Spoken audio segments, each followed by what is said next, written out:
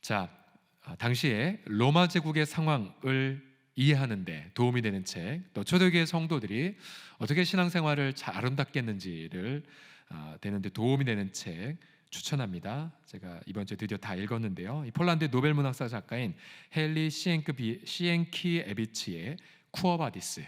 예.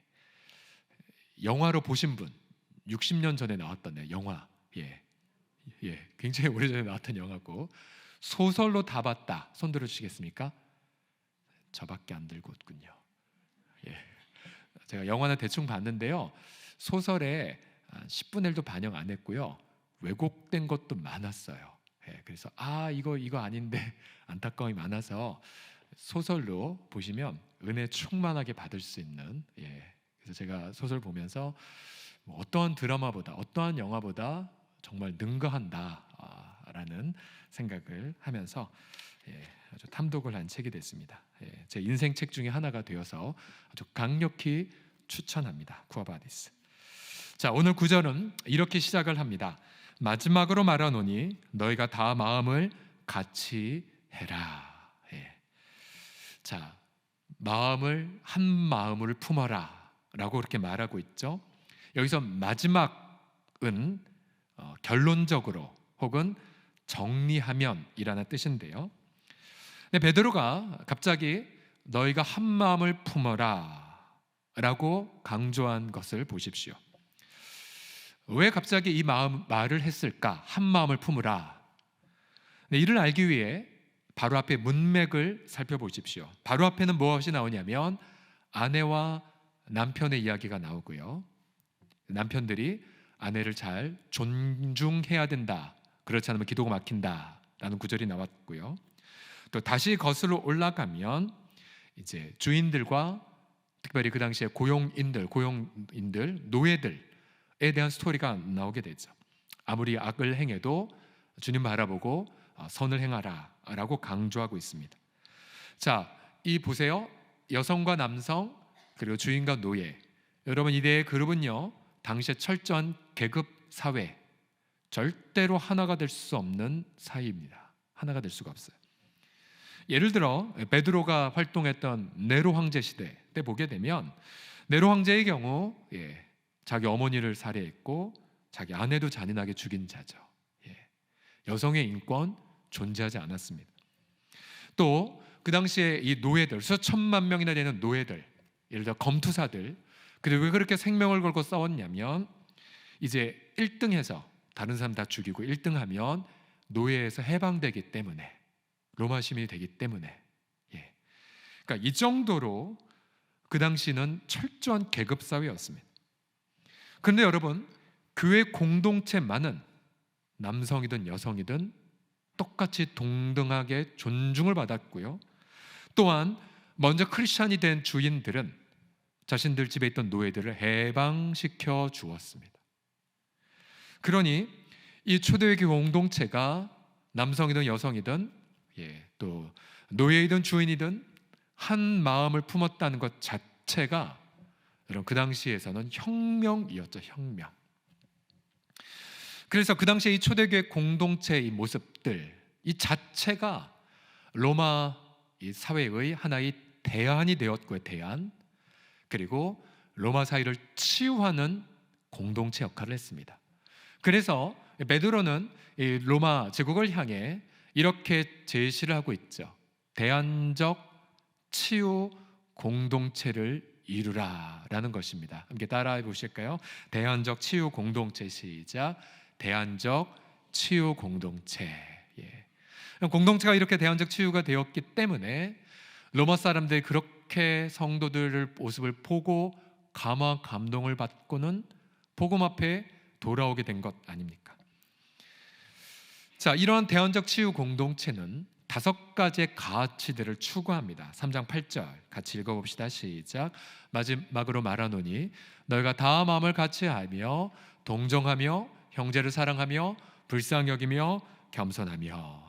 몇 가지가 있습니까? 5가지죠. 마음을 같이 해라. 그 다음에 두 번째로 동정해라. 동정이란 함께 울고 함께 기뻐하는 것. 동정, 함께 고통하다라는 뜻이고요. 그래서 우리도 누군가 아파하면 함께 아파하고, 그게 대안적 치유 공동체의 해법이죠. 그렇죠? 또 형제 사랑, 앞서 설명한 것처럼 계급이 달라도 형제처럼 존중하고 사랑하는, 또 불쌍히 여기면 서로 긍휼히 여기는, 우리가 죄인이고 또 구원받은 자라는 사실, 피조물이라는 사실을 인지하면서 또 겸손, 주님을 높이고 자신만을 낮추는 자세를 뜻하죠. 여러분이 5가지, 한마음, 그리고 공감, 그리고 형제사랑, 불쌍히 여김, 겸손, 전부 다 예수님의 마음을 뜻하죠. 그래서 이 로마 사회를 치유하는 이상적 모습들로 그렇게 이루어졌습니다. 그래서 우리는 이 구절을 통해 계속해서 우리 공동체, 다시 2022년도로 돌아와서 이 대한민국 사회를 바라보는 우리 교회, 하나님 우리 교회에도 2020년도 대한민국 사회를 향해 대안적 치유 공동체를 이루게 하여 주옵소서. 또 우리 사랑방들도, 하나님 우리 사랑방도 대안적 치유 공동체를 이루게 하여 주옵소서. 이것을 첫 번째 기도 제목을 얻게 됩니다. 자, 대안적 치유 공동체 정반대말 한번 생상해 보십시오. 예를 들어 한마음 대신에 분열된 마음이라든지, 또 서로 동정하는 마음 대신에 판단하는 마음이라든지, 판단, 또 서로 미워하는 마음, 형제사랑 대신에, 또 서로 긍휼히 여기는 것 대신에 정죄하는 마음이라든지, 또 겸손한 마음 대신에 교만한 마음을 가진 공동체가 있다고 상상해 보십시오. 여러분, 그럼 우리는 그런 공동체 절대로 가입하지 않을 것입니다. 사실 우리가 대선을 이제 치렀지만은 여러분, 여전히 국민은 정확히 50대 50으로 분열돼서, 제가 일부러 대선 전후에 성도들에게 물어봤어요. 소감이 어떠십니까? 대선의 결과에 대해서.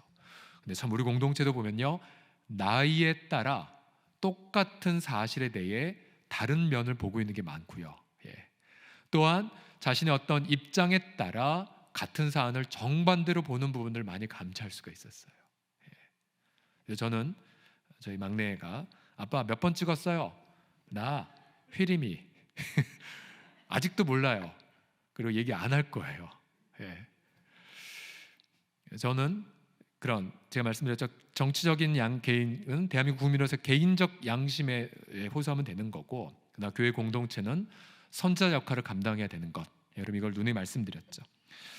그럼에도 불구하고 이제 대선 이후에 모든 권세가 위로부터 나지 않음이 없다라고 말씀하셨기 때문에 한국교회가 다시 이제 세워질 당선인을 위해 기도하고 또 인수위를 위해 기도해야 하는 그런 용단을 계속해서 해야 되죠.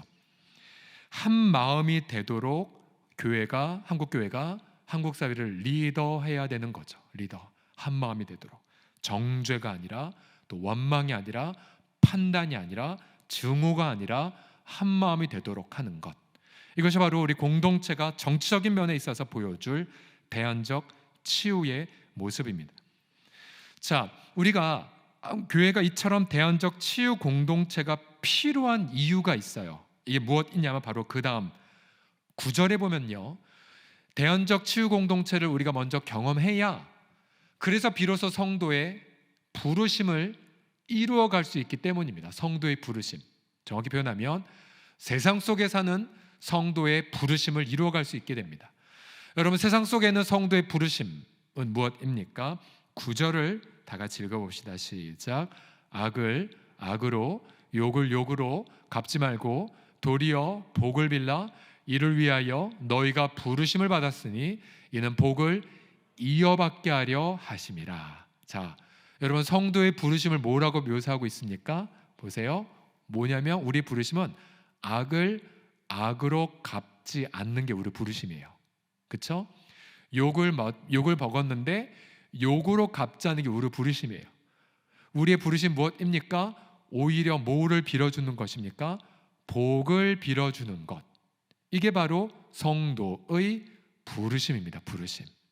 그러니 여러분, 로마 제국 사회에서, 아직 자막해서 보여주시고요, 로마 제국 사회에서 크리스찬들이 당하는 불이익에도 불구하고 계속해서 복을 빌어주는 역할, 그것이 바로 로마 사회 속에서 사는 성도의 부르심이었어요.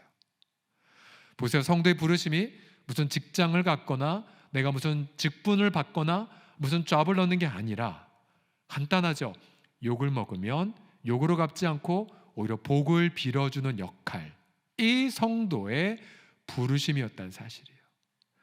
여러분, 이 3장 9절은 사도 베드로가 베드로 전서를 통해 하고 싶은 핵심 메시지입니다. 계속 강조하죠. 노예들에게도 악한 주인을 향해, 또 학대받는 여성들도 남성들을 향해 이렇게 우리의 부르심을 이룰 것을 강조하고 있습니다. 그러면 여러분, 이 자체만 보게 되면 여러분 사실 쉽지 않죠. 쉽지 않아요. 여러분, 우리가 말은 쉽지 욕을 먹었는데 복을 빌어주는 거, 여러분 쉽습니까? 어렵습니까? 여러분이라면 쉬울지 모르겠지만 제가 이 말씀 묵상하면서 한 주간 저에게 있었던 일들을 봤었어요. 뭐 큰 일이 일어난 건 아니었지만 예를 들어서 저 어떤 작은 어떤 성의에 대해 상대편이 응답 안 했을 때, 혹은 잘 알아주지 않았을 때 속으로 부글부글 끓습니까? 안 끓습니까? 제가 너무 막연한 말 했나요? 예를 들어 우리 이제 자녀들이 있는데 제가 우리 아이들한테는 얘들아, 난 아빠는 너희들 얘기를 설교단에 안 한다 라고 약속은 했지만 잠깐 꺼내면요, 제가 이렇게 막 너무 열심히 아빠 역할을 하고 있는데 반응이 없을 때 그럼 굉장히 시험이 들지 않습니까? 그럼 어거지로 야, 아빠가 이렇게 훌륭하지 않아? 빨리 말해, 고맙다고 말해. 그럼 어거지로 고마워요 이렇게 나오긴 하는데, 이런 작게는 자녀들과의 관계, 또 약간 센 레벨로 늘 남의 편만을 드는 남편을 향하는 아내의 태도라든지, 또 여러분 일터에서 여러분 가운데 대놓고 욕은 안 하지만 그러나 은연중에 여러분의 심기를 괴롭게 하는 분들이 있지 않습니까? 솔직히 말해서 다 있잖아요. 그런데 그런 사람들을 향해 욕을 욕으로 갚지 않고 복을 빌어주는 것, 그게 우리의 부르심이라고 쉽지 않아요. 그래서 사도 베드로는 이 부르심을 설명하기 전에 바로 대안적 치유 공동체를 강조한 것입니다. 자, 우리가 교회 공동체에서 우리의 아픔을 품어주고 또 우리를 불쌍히 여기고 또 서로 사랑하고 또 함께 겸손하게 섬기는 공동체를 경험하면 우리는 거기서 에너지를 얻습니다. 우리 섬김님을 통해, 우리 사랑방 지체를 통해 너무 행복하다. 그럼 우리는 그런 충전된 에너지를 가지고 이제 일터에서 어떠한 억울한 일을 겪게 되면 에너지가 있으니까 어떻게 됩니까? 욕이 나오지 않고 축복을 하게 되죠. 그렇죠? 결국 우리가 공동체가 이 5가지 덕목을 추구하는 것은 결국 성도로 하여금 세상에서 악을 이기게 하기 위해서입니다. 수많은 악을 경험했기 때문에 그 세상에서 겪은 고통을 이제 공동체에서 치유를 받는 거고요. 성도는 공동체에서 위로를 받습니다. 새 힘을 얻죠. 그리고는 어떤 부르심을 자각합니까? 그래, 다시 내가 세상에 나가 악에게 지지 않으리라. 내가 악을 선으로 이기리라. 상대편이 내게 선을 베풀든 악을 베풀든 상관없이 난 한결같은 자세로 축복의 태도로 견지하리라.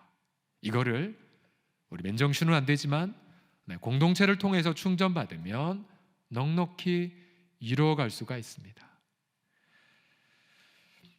베드로의 마음속에는 바로 예수 그리스도의 모범이 활활 타오르고 있죠. 베드로서 2장 23절 같이 읽어봅시다. 시작. 욕을 당하시되 맞대어 욕하지 아니하시고 고난을 당하시되 위협하지 아니하시고. 예수님의 모범이에요. 예수님 십자가에서 용서를 선포하신 예수님, 악을 선으로 갚으신 예수님. 그래서 베드로는 그 광경을 눈으로 목도했죠.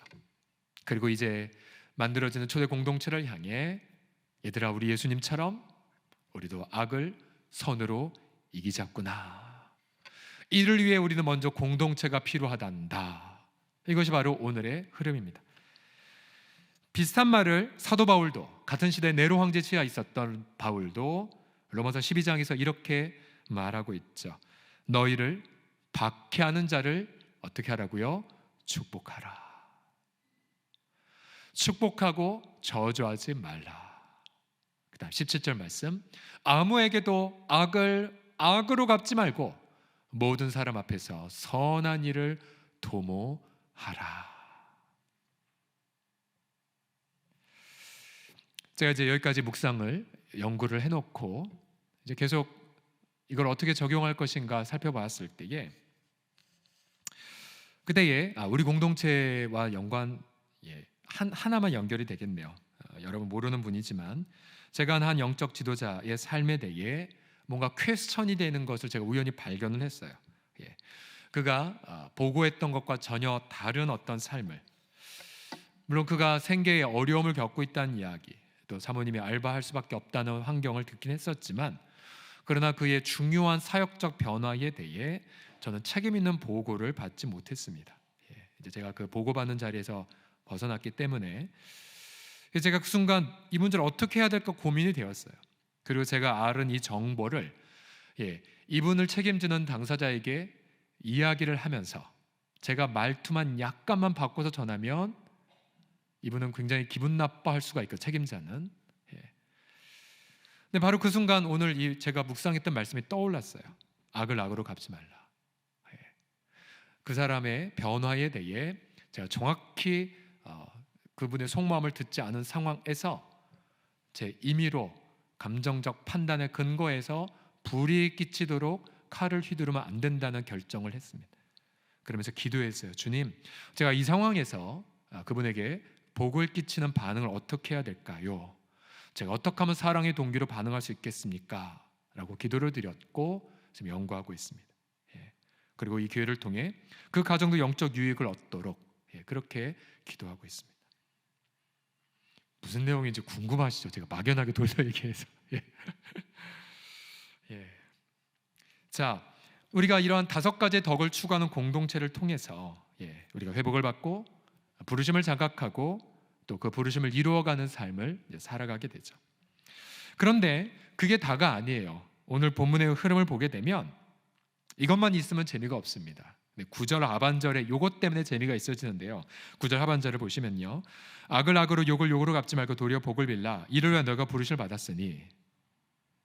그 다음 이는, 그 다음 다 같이 읽겠습니다. 이는부터 시작. 이는 복을 이어받게 하려 하심이니라. 아멘. 공짜가 없고 너희가 손해보는 게 아니다. 오히려 복을 이어받다는 것은 유산을 물려받다는 뜻이거든요. 복을 물려받을 수 있기 때문에 이 부르심 절대 손해가 아니다함을 베드로가 역설하고 있습니다. 복을 이어받다. 그러면 베드로가 말한 복이 무엇인지를 여러분 우리가 알아야겠죠. 도대체 무엇을 말했는가, 복을. 여러분 신구약 전체를 보게 되면 여러분 복은요, 한마디로 말하면 이것입니다. 하나님 자신의 임재를 뜻해요. 하나님 자신. 이걸로 다 끝나요. 그렇죠? 하나님 행하실 수 무수하게 많은 선물들이 목록들이 있겠지만, 부나 존귀나 지위나 권력이나 다양하게 있겠지만, 무수하게 많은 선물이 있다 할지라도 여러분 하나님 자신보다 능가하는 복이 어디 있겠습니까? 하나님 자신의 임재, 하나님 자신의 임재, 혹은 하나님의 그 제한 없이 나타나는 복된 나타나심, 이게 복이에요, 복. 그래서 여러분 성경에 보게 되면 이 하나님 자신을 복으로 표현하면서 다양한 비유로 이렇게 설명, 예를 들어 땅이라든지 땅, 그 다음에 어떤 성령의 약속이라든지, 이렇게 복, 우리가 하나님 자신으로 표현하면 우리가 다 이해를 못하기 때문에 비근한 것으로 설명을 많이 해놓으셨죠. 예를 들어 마태복음 5장 5절을 보시면 온유한 자는 복이 있나니 그들이 땅을 기업으로 받을 것이며, 여러분 이 땅 대신에 하나님의 제한 없이 나타나는 것으로 바꿔 해석해 보십시오. 요한계시록 21장 7절에는 성경이 마지막 장답게 대놓고 이렇게 말합니다. 이기는 자는 이것들을 상속으로 받으리라. 나는 그의 하나님이 되고 그는 내 아들이 되리라. 하나님 자신을 누리게 될 것이라고 말하고 있습니다. 하나님 자신을 누리는 복. 그러면 우리가 악을 악으로 갚지 않고 축복을 하게 되면 무슨 복을 유업으로 받습니까? 바로 하나님 자신의 임재를 경험하게 됩니다. 하나님 자신의 임재를 부음받아요. 그리고 우리는 그 현장에서 예수님을 더욱더 깊이 닮아가고, 그리고 성령님과 제한 없는 교제를 경험하는 특권을 누리게 됩니다. 베드로는 이를 증명하기 위해 시편 34편의 말씀을 인용합니다. 시편 34편. 시편 34편은 다윗의 시인데요. 다윗의 시. 십몇 년 동안 사울 왕에게 쫓겨다녔던 자. 그러나 사울을 결정적으로 처단할 수 있는 기회가 두 번이나 있었지만 두 번 다 용서를 선언한 자. 예. 그리고 아비가일의 남편 도 용서했던 자. 이 다윗. 근데 다윗은 이 34편은 어떤 시였냐면 한참 쫓겨다닐 때가 아비멜렉 앞에서 미친 채 하다가 쫓겨나서 지은 시입니다. 아비멜렉 앞에서 미친 채 하다가 쫓겨난 자. 그러니까 최악의 상황이었지만, 그러나 여기 보게 되면 다윗은 이렇게 고백을 합니다. 34편 시편 10절에 보십시오. 같이 읽겠습니다. 시작. 젊은 자 사자는 궁핍하여 줄일지라도 여호와를 찾는 자는 모든 좋은 것에 부족함이 없으리로다. 아멘. 아멘. 예.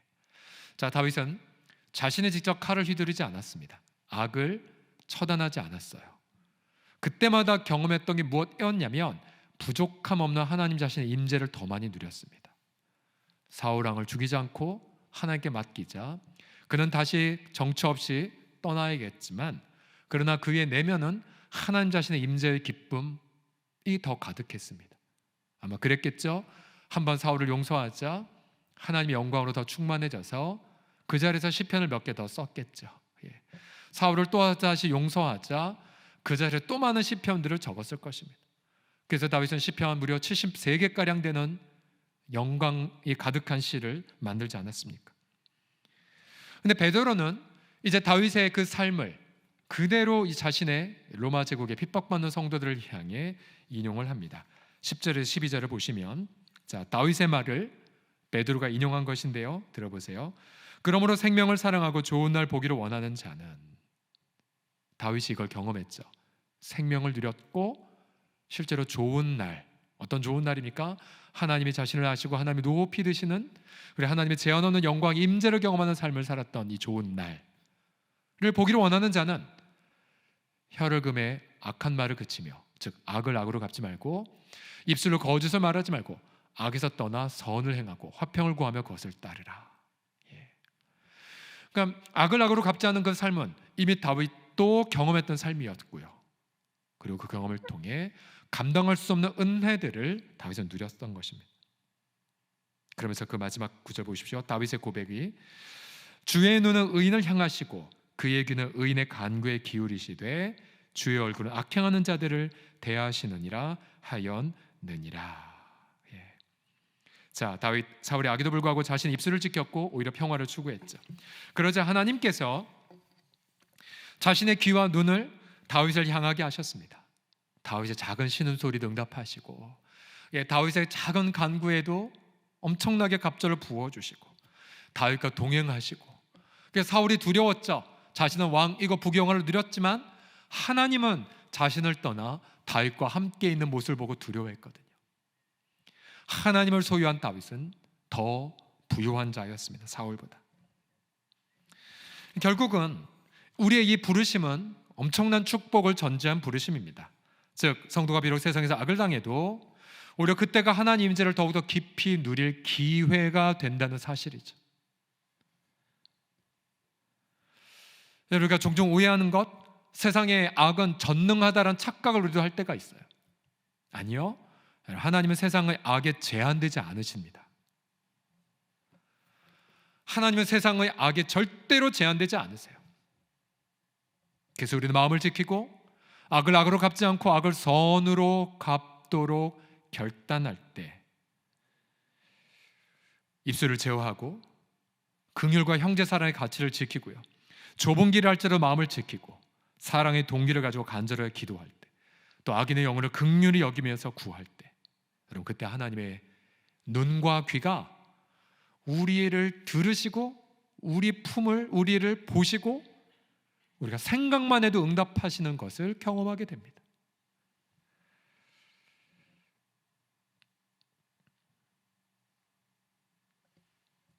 이 앞서 쿠어바디스에 보게 되면 한 크리스천 리더가 십자가에 매달려 원형 경기장에서 이제 죽어가고 있었어요. 그리스 출신의 길로라는 사람이 밀고를 했고 황제한테, 그래서 크리스천들이 대거 방어범의 누명을 쓰고 그렇게 잡히게 되었죠. 근데 길로는 계속 죄책감을 가졌어요. 자기의 밀고 때문에 죄 없는 걸 뻔히 알았는데 크리스천들이 수많은 사람이 죽어가는 장면을 죄책감을 가집니다. 결정적으로 자신이 정말 저질렀던 악행을 저질렀던 사람이 못 박혀 죽어가고 있었어요. 그는 죄책감이 두려워서 벌벌 떨고 있을 때 그 죽어가는 그 사람을 향해 이런 말을 합니다. 내가 정말 저주받을 짓을 했는데 나를 용서할 수 있겠소? 그러자 못 박힌 성도가 그를 바라보며 내가 당신을 용서합니다. 그리고는 죽었습니다.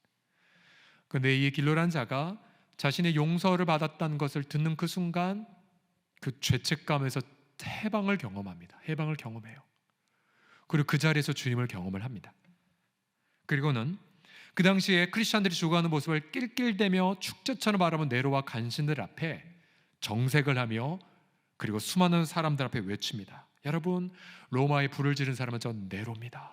자기 어미와 자기 아내를 죽인 저 네로가 로마에 불을 지른 겁니다. 이 사람들은 죄가 하나도 없습니다. 그런 역시 이 사람도 잡혀서 순교를 당하죠. 순교당할 때에 그는 경건한 평안과 확신을 가지고 그렇게 영광 중에 죽임을 당합니다.